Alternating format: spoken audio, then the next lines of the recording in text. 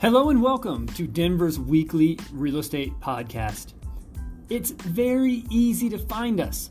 Please subscribe so that you never miss an episode. You can simply ask your smart speaker, please play my podcast, the Denver Homes Market Report. We are found on just about anywhere you listen to your podcasts, including Google and Apple Podcasts. I also have them posted each week to YouTube and Facebook. This is Ricky.schoonover of Mode Denver Real Estate. I thank you for tuning in this week. Last week we touched on a few things. I had been reading some recent real estate articles and headlines, which led me to believe the inventory of homes available here in the Denver metro area were increasing. So I was going to go on my show today and report that finally, more people are listing their homes for sale, and that we may see the market level off just a little bit as a result. However, that is not what my research proved. We found was our inventory is not going up, at least not of this last week. And in fact, we have had less homes available for sale in April of this year than we have even as early as January. So what does all this really mean? Well, I reached out to my lender partner, Jackson Riggs, over at the Mortgage Network. And just as I had suspected, the mortgage applications are actually tapering off just a little bit from the recent highs. So we have a slight tapering off of mortgage applications. We have the headlines telling us that the inventory is rising when in fact it's really not. So what this means is less buyers are stepping into this market. Now, that's not doom and gloom. This is actually a really healthy leveling off. We have been in a market where it's been too darn hot. When the market gets too hot, people start speculating. And when we start speculating in real estate, that is when we get our industry in trouble. Buying a home, for most of us, is much more than just an investment. It's also the roof over our heads. There are some big players in real estate, those who do indeed buy and sell real estate as their investment portfolios. However, that should be left to those who have the means, and what I mean by means is the money, to make those sort of speculative buys.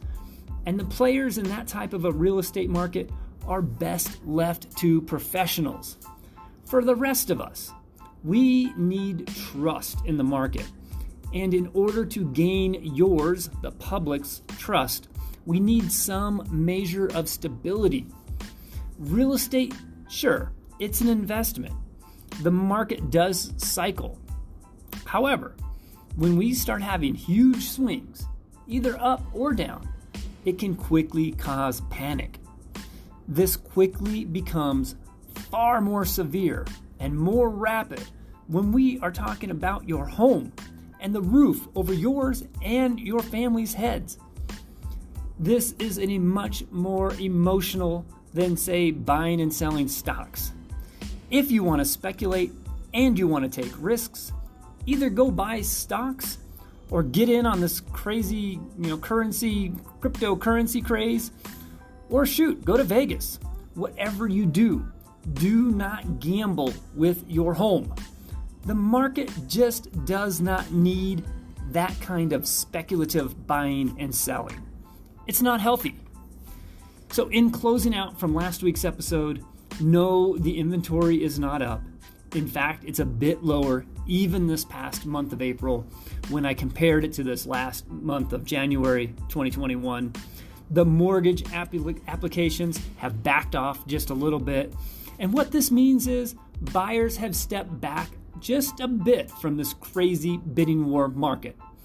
Nothing to cause panic, but just so you know, if you are a seller, you may see your home sell for slightly less than even what your neighbors are selling for right now and what they've been selling for the last couple months. We may have actually hit a peak about a month or so ago. And now, moving into the summer, the market seems to be very strong, but not quite as overly speculative as we were seeing even just a couple months ago.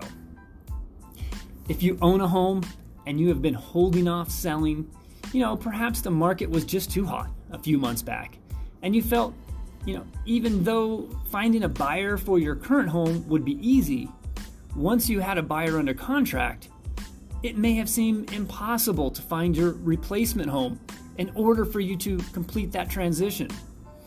I think you're going to find that scenario a bit less stressful now. In fact, I have a program in place where you can actually use the current equity, buy your new home first, move into your new home, and then we get your old home cleaned up and sold. Once it's sold, you'll pay off that equity loan during the closing process. This program has its own set of challenges, but it does provide an option, which, if you're going to utilize, it does require some guidance up front, even before you list your current home for sale. So give me a call early, and let's schedule an initial consultation where I can go over all the various options, and you can choose which program is the right way for you and your own situation and your risk tolerance. Let's face it, buying and selling real estate, of course, has its inherent risks and rewards, regardless of which way you slice it. However, there are some programs and some processes that work better for some.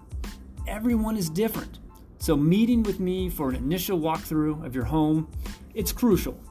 And it also affords us an opportunity to go over all your various options when it comes to buying and selling your home. If you have a home and you're thinking about selling, give me a call directly. My number here, 720-688-5110. We for sure need more inventory. It's really difficult to find homes, even for the most motivated buyers. When there's so few homes to choose from and massive bidding wars for the homes that are actually available and decent, there are only so many buyers who can tolerate putting in 6 to 8 weeks of really intense home searching and writing 3 offers a week and still not winning the bids. That can really wear a buyer thin quickly. Where the easy answer would be just to give up and go back to renting.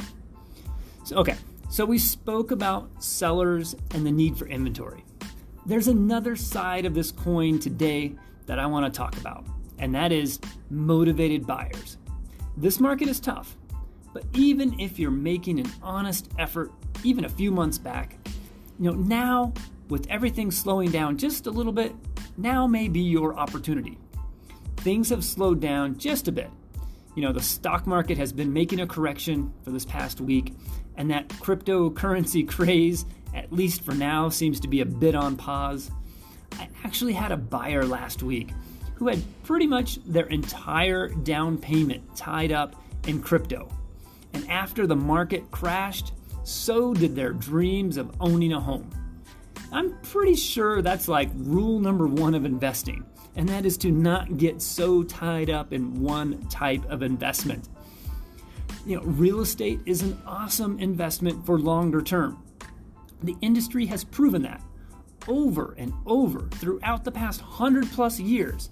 I'm not talking about the tiny homes and the mobile homes craze. Heck, even your actual house, the actual structure, that's not even the most important aspect of real estate. The age-old, tried and true location. That really sounds old school. However, it is as true today as it been throughout the ages. Of course, neighborhoods change, sometimes for the better. Sometimes they cycle downwards for various reasons. What makes it kind of come to mind here, think about Silicon Valley. Up until last year, that was some of the hottest real estate in all the land. Now, don't get me wrong, it's still a really sought after, but after last year, you really notice the age-old adage, the bigger they are, the harder they fall. This also rings true. Even at just maybe a 2.5% or 3% drop.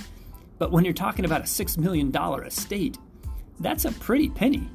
I mean, we're talking almost $200,000 some of these homes have dropped in just the last month. When the pandemic hit and everyone was able to work remotely, there were many people rethinking why they needed a $6 million home close to their Silicon Valley office, when they could move to, let's say Denver, and buy a home at a fraction of the cost. And even at that fraction of a cost, now they still have plenty of money. They can take a private jet once a quarter if they want and go visit their office on the coastal areas. So the value is in the real estate, and it's in the location of that particular land. If you own a home anywhere, let's say anywhere near Rhino, Curtis Park, or maybe even the overall 5 Points area, you know how the Rhino Arts District blew up with development.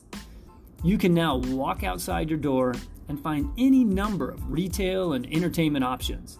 There's breweries, there's wineries, distilleries, restaurants, you name it. This area has been on the rise, particularly on the north end, like near Cole. This area is not alone. There are many areas in Denver where the development has accelerated over the past 5 years or so, and areas have become quite desirable that maybe even once weren't quite desirable. So that is just one example where the value of the homes are clearly based on the location and the desirability of that location. So if you are a motivated buyer, and I mean motivated, please give me a call. I'm not so much worried if you're looking to buy a home here in the near future or if you're planning in the next year or so.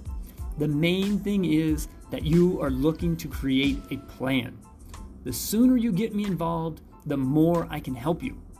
Also, if you're a listener to this show, you know my services to you, my buyers, is always at no cost to you as the buyer. Here at Mode Denver Real Estate, we never put the burden on you as the buyer to negotiate our commissions.